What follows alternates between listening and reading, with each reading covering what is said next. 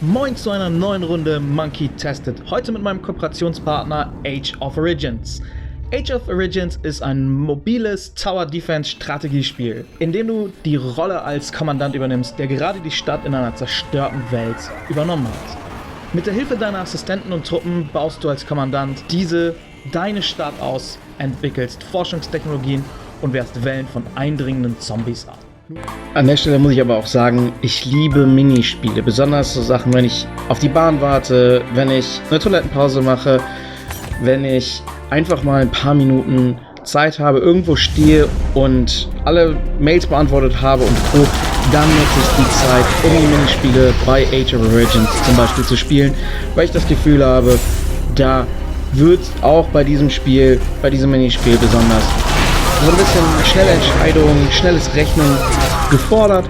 Und hier, ich meine, die Minus-Sachen sind recht einfach zu sehen. Wenn ich einen Plus habe oder einen Multiplikator, ist das recht einfach zu sehen, dass ich den auf jeden Fall gegenüber einem negativen Wert nehme.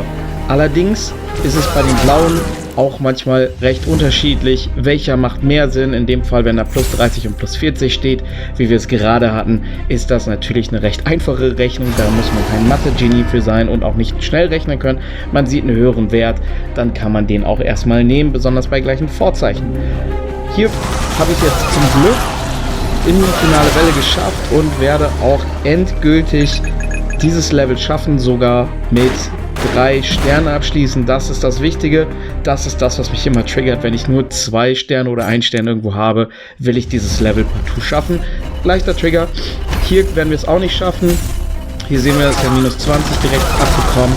Dann den Multiplikator. Hier ist auch wieder eine haarscharfe Sache, immer an den Sachen vorbeizukommen. Das ist so eine gewisse Koordination, manchmal auch Glücksgeschichte, wo man gerade langläuft. Jetzt entscheiden den Halbierer natürlich zu verpassen, ganz wichtig. Und dann kommt natürlich wieder diese kleine Rechenaufgabe, zweimal hintereinander, schnelle Entscheidung, was man nimmt. Der letzte ist natürlich wieder ein No-Brainer, plus 40 oder plus 50 zu nehmen. Deshalb, ich mag das gerne, weil ich schnell entscheiden muss, schnell rechnen muss. Und natürlich, ich kann auf Pause drücken, aber ich mag einfach diese Herausforderung an der Stelle, die einfach ein netter Zeitvertreib ist. Der andere nette Zeitvertreib, so wenn man auf die Bahn wartet oder mal wieder enorm Verspätungen mit der Bahn hat, ihr kennt das alle sehr gut, ist natürlich Tower Defense Spiele. Habe ich einen Guide auch mal zu erstellt, hier mal als kleines Gameplay, wie ich das Ganze angegangen bin. Erstmal die Zeit genommen aufzubauen, die ganzen Türme, wie immer, erstmal alle Türme bauen, dann könnt ihr immer noch leveln, besonders in den frühen Geschichten. Ich spiele am Anfang das auch erstmal langsam, um zu gucken, sind meine Tower gut positioniert, funktioniert das bisher, kommen die zu weit. Das ist jetzt bei der kleinen Map nicht so ganz so herausfordernd, das erstmal so aufzubauen und entsprechend strukturiert zu haben. Dann fangen wir an, das zu leveln, damit die Türme stärker sind, weil die Wellen werden stärker und schneller. Ich habe deshalb auch immer viele EMP-Türme, damit ich eben die Gegner verlangsamen kann.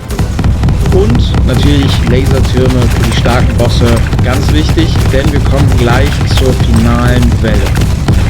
Denn denkt dran, ich hatte auch den Guide, den verlinke ich euch hier auch nochmal zu dem endlosen Zombies als auch zu dem normalen Tower Defense Game, was ihr dafür tun müsst, damit ihr auf jeden Fall erfolgreich seid. Weil ich bin bei diesem Level zum Beispiel mehrmals daran gescheitert, wirklich 3 Sterne zu schaffen, denn ich bin immer beim finalen Boss hängen geblieben und habe es nicht geschafft. Diesmal habe ich meinen eigenen Guide auch endlich mal befolgt und habe am Anfang erstmal alles stehen lassen und mir das Feld angeguckt. Wir sind jetzt noch bei 4-fach, jetzt mache ich Pause. Denn die meisten Sachen erreichen den Boss nicht oder sind für den Boss nicht wirklich geeignet.